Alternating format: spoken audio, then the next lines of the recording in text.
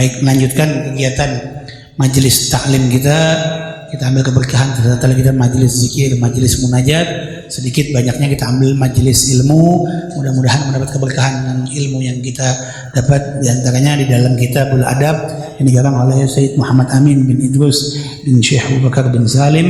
Ya, mudah-mudahan di dalam Kitabul Adab diantaranya pembahasan kali ini tentang adab seorang anak terhadap kedua orang tuanya maupun sebaliknya. Insyaallah nanti berlanjut sampai beberapa pekan ke depan. Di antaranya di antara adab seorang anak terhadap kedua orang tuanya, yang pertama di sini di dalam Kitabul Adab di dalam halaman 420 dikatakan yang pertama di antara adab seorang anak kepada orang tuanya yaitu satu, memandangnya dengan penuh kehormatan dan kasih sayang. Ya, ini penting. Jadi kita buat anak-anak di sini yang masih pada ada orang tuanya, memandangnya dengan penuh hormat dan kasih sayang. Karena memandang orang tua termasuk dalam kategori ibadah. Bayangkan, ini kita belum berbicara berbaktinya yang lainnya ya. Memandangnya aja ibadah. Sesuai dengan hadis Nabi kita Muhammad SAW, hamzum minan nazar, terdapat 5 pandangan yang terhitung di dalam ibadah. Ya, yang pertama an-nazar ila abawain, yaitu memandang kedua orang tua termasuk ibadah. Wan nazar fil mushaf, dan yang kedua memandang kepada Al-Quran termasuk ibadah. Wan nazar ilal Ka'bah, memandang kepada Ka'bah termasuk ibadah. Wan nazar fi Zamzam, memandang sumur Zamzam termasuk ibadah. Ya, yahutu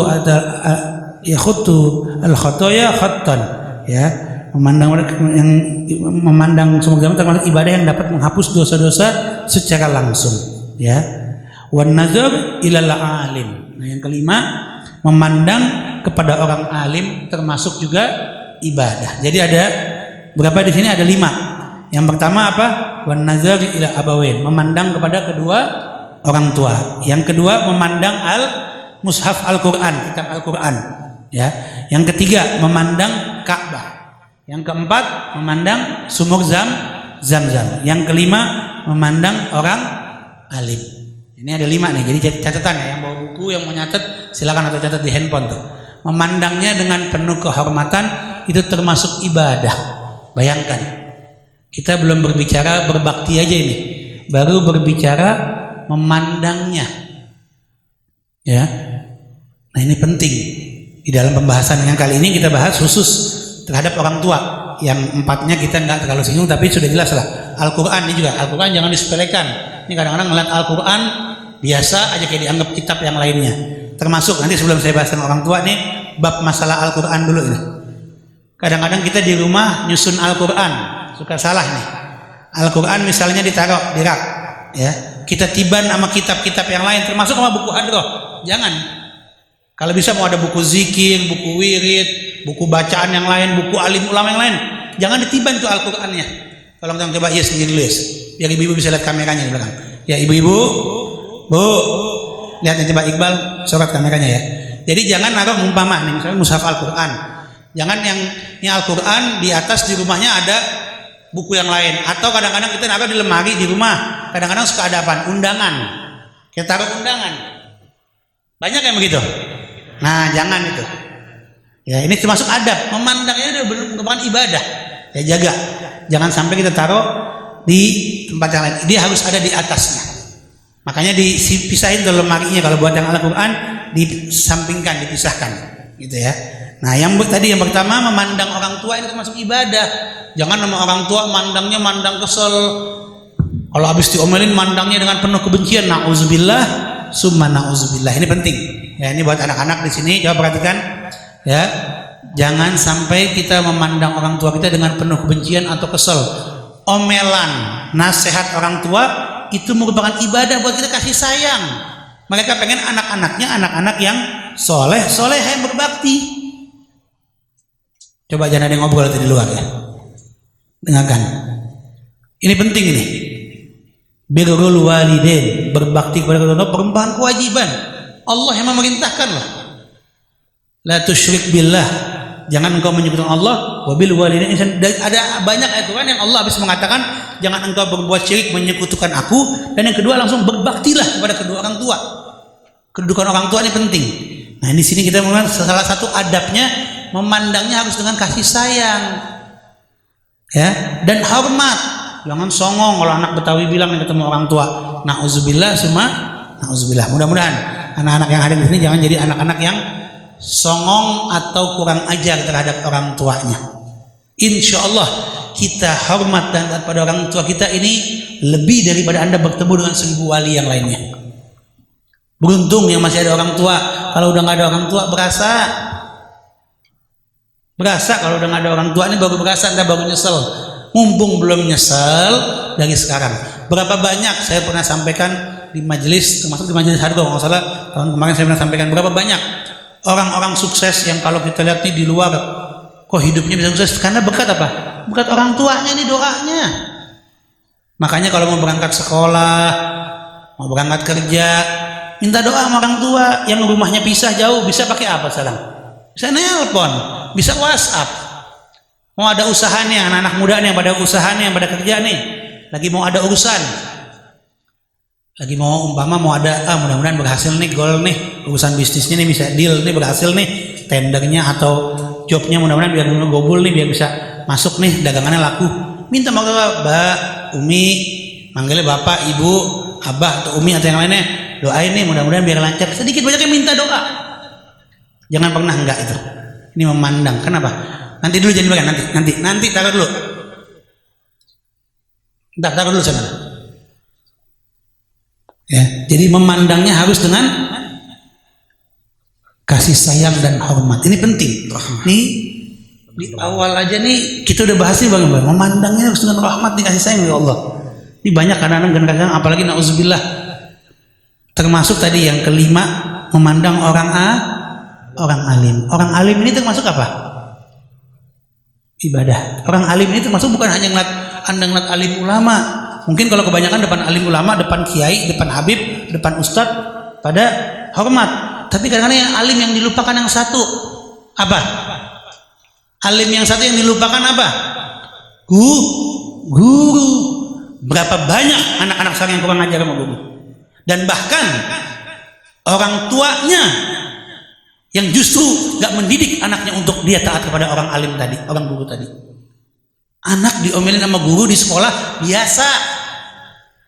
Jangan kayak mental tempe ya anak sana. Bukan mental tempe lagi, dikit-dikit apa kalau anak sekarang bilang apa bahasanya? Mental apa ya, Bung? Mental health apa? Mental down katanya. Wah, apa mental health apa ya? Bahasa anak-anak sekarang. Anak-anak sekarang mentalnya lembek semuanya. Ditegur guru sedikit, ngambek, ngadu sama orang tuanya belain anaknya lagi. Berapa banyak kejadian? Apa-apaan kita kalau dulu zaman pesantren dulu, orang-orang dulu sama guru dipukul itu biasa. Guru tuh orang tua kita juga. Jadi di sini ini menghormati orang alim karena kebanyakan kalau kita ketemu ulama, ketemu kiai, ketemu habib, ketemu ustadz, rata-rata pada hormat ya. Jarang yang ini, ada satu dua. Tapi yang kadang-kadang yang dilupakan nih alim tadi ini apa? Guru yang di sekolah, yang di madrasah. Berapa banyak kemarin kejadian yang anaknya baru dihukum sedikit ngadu, orang tuanya datang mukulin sampai digebugin gurunya. Nauzubillah, semua nauzubillah. Belum seberapa dengan zaman dulu didikannya. Ya, ini bagaimana kita mau punya adab dengan orang tuanya aja. Guru tuh orang tua kita juga. Ada 3 kita punya orang tua. Yang pertama orang tua kandung, yang kedua guru ini macam-macam, bisa ustadz, kiai, habib, guru yang ngajar di sekolah, yang ketiga orang tua kita, mertua. Yang anda yang anak-anak muda yang belum kawin belum punya yang ketiga. Nah ada 2 gurunya, hormatin ini. Makanya berapa banyak kadang-kadang yang kita hidup ini kadang-kadang kita lupa, kadang-kadang kita nggak berkah dalam kehidupannya karena kita kurang ajar sama orang tua kandung, kurang ajar sama orang alim sama gurunya. Berapa banyak sekarang yang depan gurunya santai, nggak ada adab, makanya ilmunya nggak pernah masuk. Coba kita lihat kalau di pesantren-pesantren di Jawa, nggak ada itu ketemu guru jalannya sampai apa tuh, tantang-tantang ngobrol itu nggak ada, jalannya nunduk. Itu di sini bukan berarti penghambaan, bukan, menghormati, tasyrifan wa takriman. Kalau kita sudah menghormatin, ilmu gampang nyampainya masuk. Nah ini penting nih. Yuk mari dari sekarang di majelis hadrat bawah sadar. Poin yang pertama dulu yang kita bahas nih, menghormati, penuh dengan kasih sayang memandangnya, memandang orang tua kandung kita, memandang orang alim guru kita. Insya Allah kita pandangnya dengan kasih sayang dan rahmat, ya. Ilmu apa yang di benak mereka yang akan disampaikan masuk kepada kita, termasuk dari orang tua wejangannya. Nah ini kalau mau terjadi juga, makanya juga jadi orang tua koreksi juga buat kita, didik anak-anaknya ini harus kuat. Jangan didikannya kayak zaman sekarang ketakutan, anak diomelin dimanja. Biarin anak mau digebukin di sekolah nggak apa-apa kalau perlu. Bahasanya bukan berarti gebukin disiksa, bukan, ditegesin tuh nggak apa-apa, jangan dimanja. Kebanyakan sama orang tuanya pada protes. Kalau zaman dulu kebanyakan nitipin anak ke sekolah, masukin anak ke sekolah, ngapain bilangnya? Nggak apa-apa bu, pak, anak saya gebukin aja kalau nakal. Orang tua sekarang nggak boleh, anak saya nggak boleh diapa-apain, nggak boleh disenggol, nggak usah sekolah kalau nggak punya begitu. Begitu ya, kalau saya di sini kalau ada yang begitu orang tua lama-lama keluar aja, cari aja tempat lain, udah kelar. Kita punya prinsip pendidikan yang tegas. Tuh Gontok tuh pendidikannya tegas, urusan pondok pesantren Gontok nggak peduli, mau anak menteri kayak anak pejabat kayak nggak peduli. Pendidikan kalau sukses harus begitu memang. Nah ini terbuat tertanam kenapa? Karena harus ada anak harus memandang orang tua, baik guru, orang alim ataupun orang tuanya harus dengan kasih sayang dan rahmat. Nah ini mudah-mudahan kita yang hadir di sini bisa ayo memandang. Yang masih ada orang tuanya nih, yuk kita pandang orang tua kita dengan kasih sayang dan rahmat. Insya Allah hidup kita berkah. Anda yang lagi masih anak-anak, masih pada belajar, ilmunya akan bermanfaat. Anda pandang orang tua Anda, minta redok mau berangkat sekolah, mau belajar, Anda pandang guru Anda dengan penuh rahmat, ilmunya masuk, keredoannya dapat orang tua. Ya, ini akan keberkahannya akan dapat semuanya. Nah ini sedikit kita bahas, cuma nggak banyak dulu. Besok kita ikut yang lanjutin yang lain ya materinya. Ya, mudah-mudahan ini. Nah ini ada kisah juga menarik terakhir sebelum saya tutup tentang memandang orang tua ini. Hari ini kita baru kehilangan seorang dai, seorang pejuang yang luar biasa di Palembang, Al-Habib Mahdi bin Muhammad Syahabuddin. Beliau seorang dai masih muda, umurnya di atas saya kurang lebih 40-an lebih sekarang dia, ya. Luar biasa, sangat gigih perjuangannya, tamatan dari Darul Mustafa Tarim Habib Umar bin Hafid, tapi beliau bisa merangkul semua kalangan. Beliau merupakan penasehat dan ketua FPI juga di Sumatera Selatan di Palembang. FPI di Palembang kuat, boleh dibilang berkat jasa beliau. Beliau rangkul semua kalangan, baik NU-nya, Muhammadiyahnya, semua ormas bergabung dia, sampai Muspida pemerintah kota Palembang dan Sumatera itu nurut kalau mau ada acara mesti tanya ke beliau jadwal acaranya. Bahkan di Palembang tuh kemarin saya ketemu, beberapa sempat saya kan waktu datang di Jakarta, saya ngomong, datang Beb, maulid Beb, dia sadar nggak bisa, kata dia. Dia di sana udah atur jadwal tuh bertahun-tahun, anak-anak muda yang tadi nggak ngerti agama tuh cinta majelis ilmu, dia bikin maulid arba'in. Jadi maulidnya 40 hari berturut-turut, dari sebelum awal Rabiul Awal sampai 40 hari itu dibikin, gak ada yang bentrok. Jadi enak kalau di Palembang tuh dengan dia yang atur dengan anak-anak muda, dengan timnya Habib Mahdi tuh.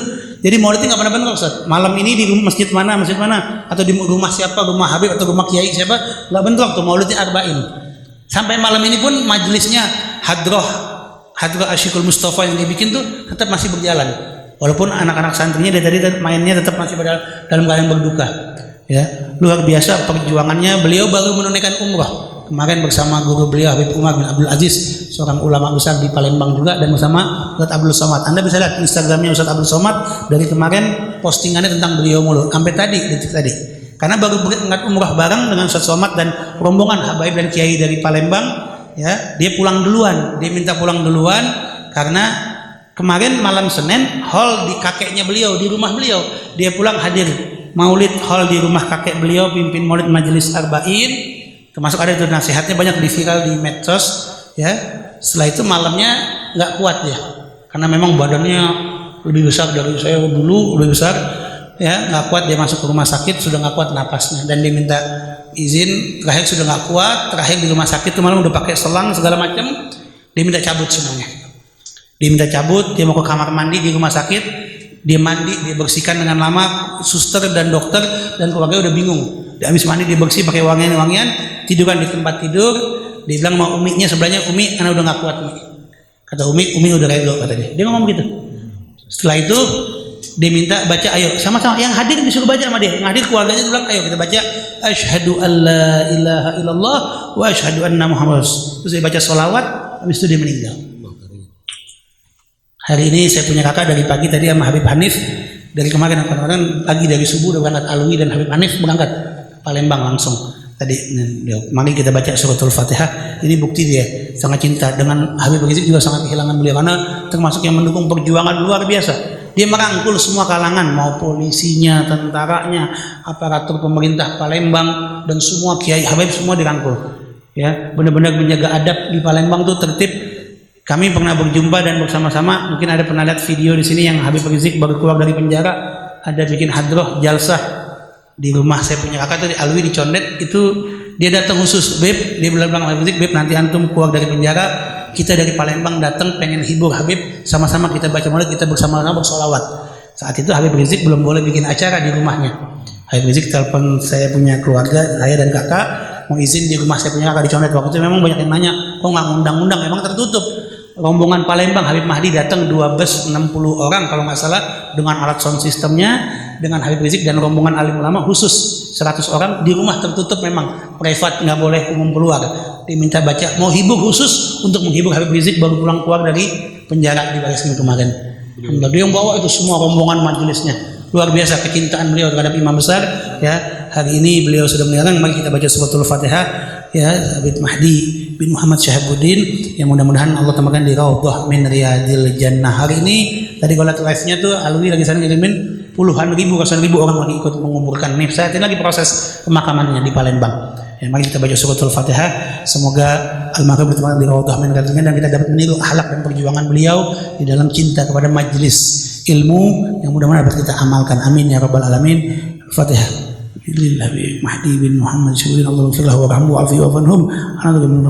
Al-Fatihah.